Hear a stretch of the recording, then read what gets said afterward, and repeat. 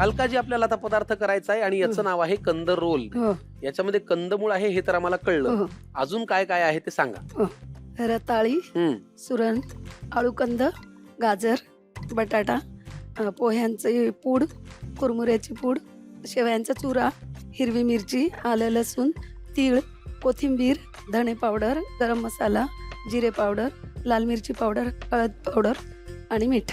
तुम्हाला कोणी शिकवला हा पदार्थ? सर मी माझ्याच मनाने. तुमच्या मनाने हो. केलात? तुम्ही लग्नाच्या आधी मी- स्वयंपाक करायचात का? एवढा नाही. कारण किती नाही जास्त नाही. 19व्या वर्षी नाही. झालं ना? नाही माझ्या सासूबाईंनी घेतलं सांभाळून. सांभाळून घेतलं. चला कंद रोल करायसाठी लागणारं साहित्य पाहिले, कृती करूया. काय करूया?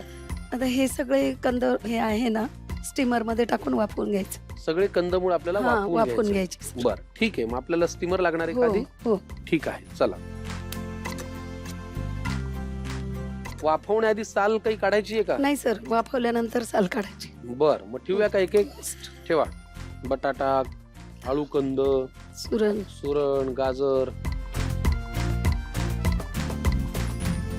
बर आता हे जरा वाफवून होईपर्यंत तोंडाची वाफ दौडूया. ओके. तोपर्यंत काय काम आहे? जर्मनीला गेलात की नाही मुलाकडे? हो सर जाऊन आलं. कसं दोनदा वाटलं? जाऊन आलं. कसं छान वाटलं? एकदम मस्त जर्मनीला भारी वाटलं. बर्फ हो आहे सर. बर कंदमूळ वाफवून होईपर्यंत काही आहे का करण्यासारखं? वाटप हिरवी मिरची, आलं लसूण पेस्ट त्याची वाटण करायचं. वाटण करायचं. बर मग या बाउल मध्ये एक एक पदार्थ हो, घ्या, या. आपण वाटणाला देऊ. हो ही मिरची आणि आलं लसूण. या वाटणाला छान हिरवा रंग येईल ना? हो हिरवा रंग येईल सर. मिरचीचा. हो कोथिंबीर घालायची आहे का?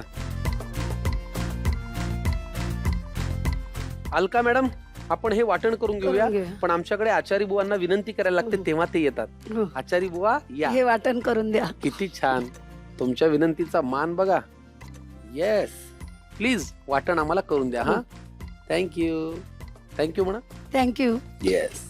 आपण जरा गप्पा मारूया हो. वाटण हो, होईपर्यंत. सर. पण आचारी चटणी आपल्याकडे आलेली आहे. तयार आहे. आता याला किती वेळ लागतो? 20 ते 25 मिनिटं लागतील. आणि त्याच्यानंतर मग सालं काढायचं. मसाल काढायची आणि एवढा मग वेळ वाट पाहण्यापेक्षा माझ्याकडे एक नामी उपाय आहे. चालेल. बघा सगळी चालेल, तयारी आम्ही पण करून तयारी ठेवतो. करून काय करायचं आता? आता हे स्मॅश करायची. बर मग एका तुम्हाला बाऊल बाउल मध्ये. लागेल ना? हो एका बाउल मध्ये स्मॅश करून ते स्मॅश करायचं.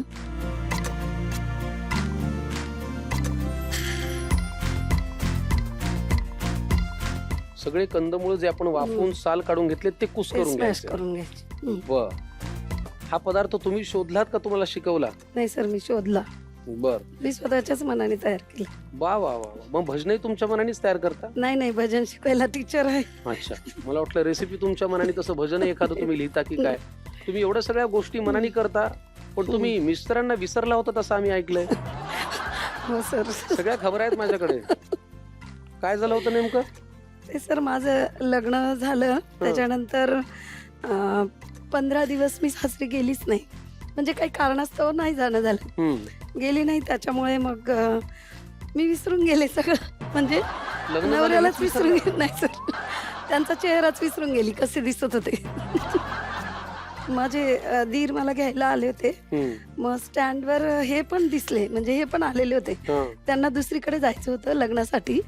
मग ते आले होते आणि मी आणि माझी बहीण स्टँडवरच होतो. म्हणजे आम्ही निघालो होतो जायला.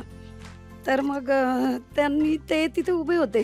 मग त्यांनी आम्हाला बघितलं. त्यांनी ओळखलं पण मी नाही ओळखलं. म्हटलं ते मी माझ्या बहिणीला म्हटलं की ते तो माणूस ना सारखा बघतोय. कोण आहे काय माहित नाही. म्हटलं सारखा बघतोय. मग ती म्हणे अगं मला तर ते दाजींसारखेच वाटतंय. म्हटलं नाही कोणालाही कसं म्हणते. मला आता घ्यायला येणार आहे आणि ते कशाला इथे येतील ना.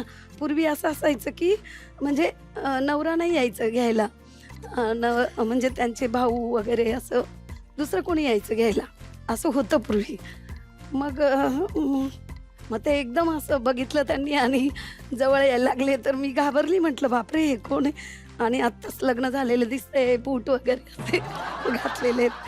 मग ते आल्यावर बोलले की काय माझ्या बहिणीला बोलले की काय नंदा ओळखलं नाही वाटतं. मग ती बोलली नाही मी ओळखलं. हिने नाही ओळखलं. तिने तुमच्यावर ढकलून दिलं.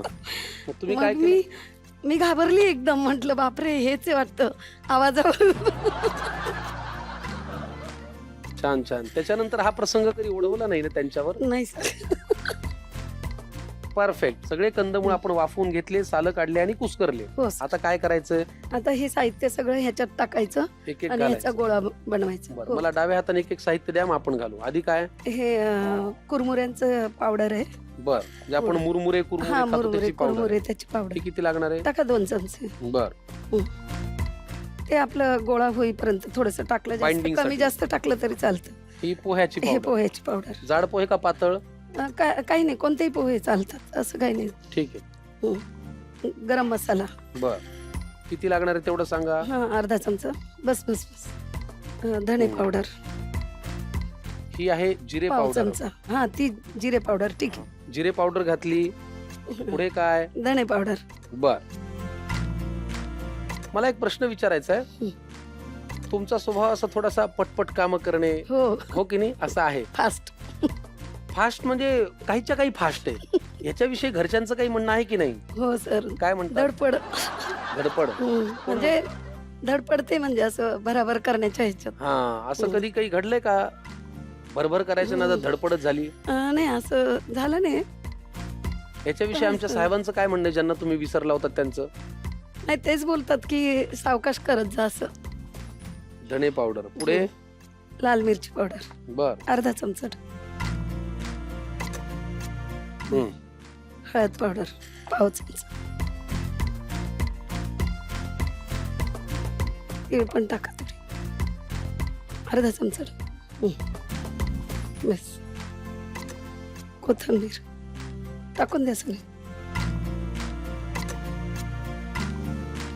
आता मिक्स करायचं. मिक्स करा, घ्या करून.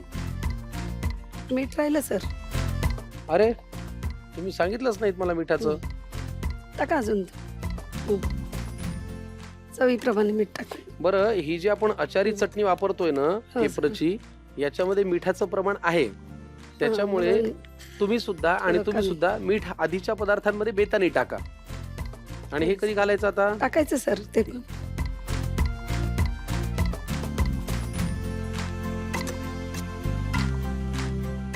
बस बस पुरे? बस. आपण जे वाटण करणार होतो हो, अगदी हो. त्याच्यासारखा रंग आहे हो हो. आणि स्वादाला त्याही पेक्षा बेहतर. वेळ वाचतो ना यामुळे. वेळ वाचतो आणि चव वेगळी मिळते. चव छान. सासरच्या बऱ्याच छान आठवणी दिसतंय. तुम्ही सांगितल्यात, पण एखादी माहेरची आठवण सांगा ना. हो सर, माहेरची म्हणजे माझे वडील आहे ना, पैलवान होते माझे वडील. तर त्यांचे म्हणजे आता कसे तुमचे पोस्टर लागतात, आम्ही सारे कवय्ये किंवा काय, तसे पोस्टर माझ्या वडिलांचे लागायचे. अरे बाप. हा, तर हं. पैलवान होते त्यामुळे. हं, मग त्यांची एक शेवटची कुस्ती ते करणार होते. हं.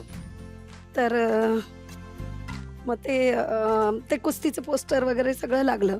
पण त्यांच्या समोर जो पैलवान होता ना, तो खूप मोठा धिप्पाड आणि असं हे होता म्हणजे. आणि माझे वडील एवढे म्हणजे ठीक होते, एवढे नाजूक अगदी पैलवान असं हे नव्हते.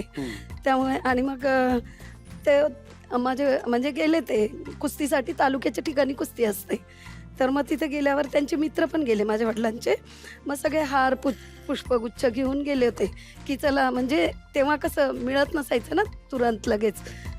तर मग ते घेऊन गेले. तर त्यांनी ते पैलवानला बघितल्यावर त्यांनी ते सगळं फेकून दिलं वडिलांच्या मित्रांनी, की बाबा एवढा मोठा पैलवान आहे, यांचं काही हे काही जिंकणार नाही, हा काही जिंकणार नाही. मग ते टाकून दिल्यावर मग कुस्ती झाली, पण मग माझे वडील जिंकले कुस्ती. तर मग त्यांनी तालुक्याच्या ठिकाणावरून ते आमच्या गावापर्यंत डोक्यावर घेऊन गेले. अरे वा वा. ते आता माझे वडील नाहीये, पण आणि आता त्यांची आठवण. आणि आता त्यांना पण खूप आनंद झाला असता मला असं इथे बघून. बरोबर आहे. छान वाटलं असतं. काय पैलवानगिरी ही फक्त आडदांड दिसण्यामध्ये नसते, जिगरा असतो ना तुमचा. आता मी दिसतो काडी, ताकद. अरे माझी तुम्हाला माहित नाही,